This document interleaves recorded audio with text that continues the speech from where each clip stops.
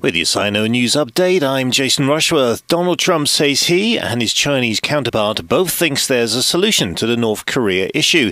The US President, Xi Jinping, has been holding talks in Beijing. Trump praised some of the actions China has already taken, but he says the country needs to do more to implement sanctions against Kim Jong-un's regime. I am calling on China and your great president to hopefully work on it very hard. I know one thing about your president.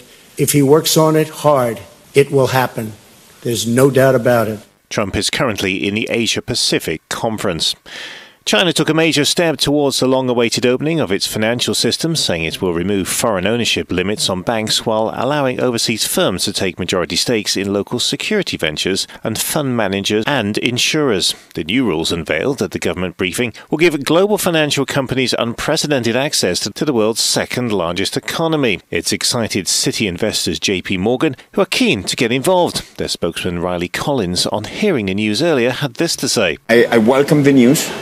We have to understand the details, and we'll see where this takes us. But we'll continue working hard to make sure that we can help Chinese companies and we can help international players that want to participate in the Chinese market. The Canadians are getting excited about doing more business in China. Canada is expecting China to come out with more detailed policies to further reforms and opening up international cooperation for their top businesses in Canada. In a speech to the recently concluded 19th Congress of the Communist Party of China, Xi Jinping said increased international engagements would help in the country's prosperity. According to Graham Stantz, president of Canada-China Business Council, this is the right opportunity for businesses, both profit and non-profit, to invest in China. Sri Lanka has called on all Chinese investors to invest in the island nation. Statistics from Chinese Ministry of Commerce shows a total trade volume between China and Sri Lanka reached $4.4 billion. That is a 363% increase in comparison to a decade ago in 2007, which only stood at $950 million.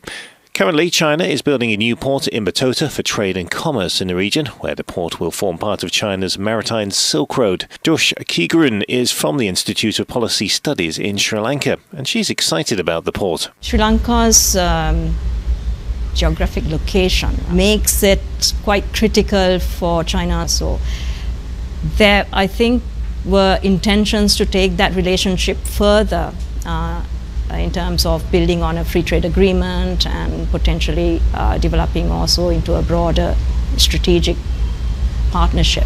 3 US college basketball players have been released on bail after they were arrested in China for shoplifting. The sportsmen are in China as part of their league's Pac-12 global initiative, aiming to boost international recognition and the personal experience of players.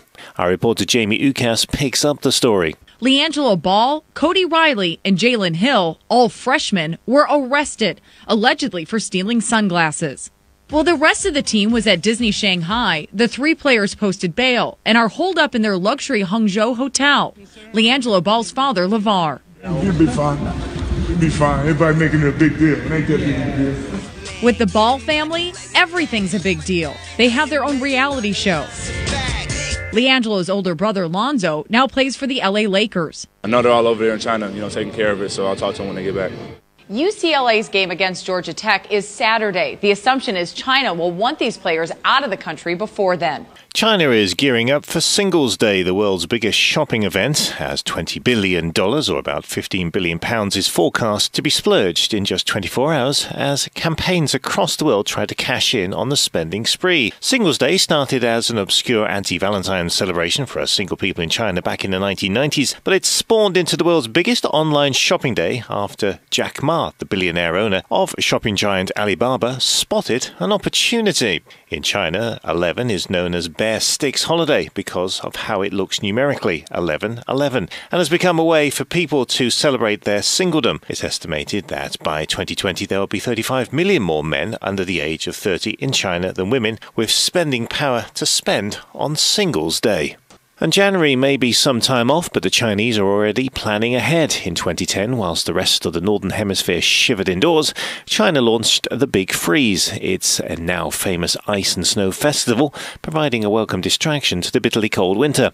The 2018 version is already in the planning. Here's some Westerners enjoying it last year. It's absolutely fantastic. It's really magical. Very pleased to be here. I mean, it's very nice. I really like it. It's a lot of color. I compared with Disney World, but then a lot flashier. That's it. You're up to date on Sino. I'm Flash, no cash. Or whatever standard out cue you prefer.